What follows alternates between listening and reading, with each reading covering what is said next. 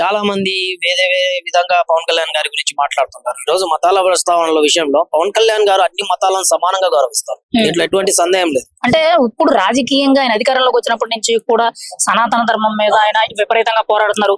మిగిలిన మతాలని మిగిలిన కులాలని కావాలని తొక్కుతున్నారు అని చెప్పి విమర్శలు ఎక్కువ చేస్తున్నారు.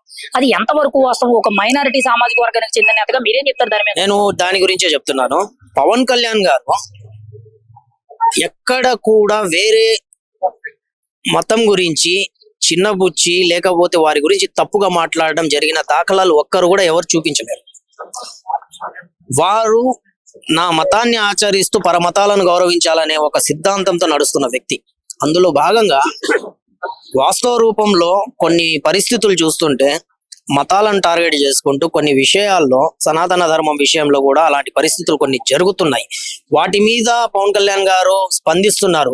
తన ధర్మాన్ని తను పాటిస్తున్నప్పుడు అతను ఆ ధర్మం పట్ల వస్తున్న వ్యతిరేక పరిస్థితులు, ఆ ధర్మాన్ని ఎవరైనా కించపరచాలనే ఆలోచనతో చేస్తున్న పనుల మీద వాటి మీద స్పందించడం తప్పు ఎలా పడతారు?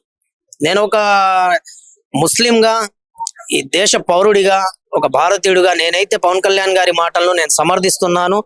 వారి ఆలోచన విధానం కరెక్ట్.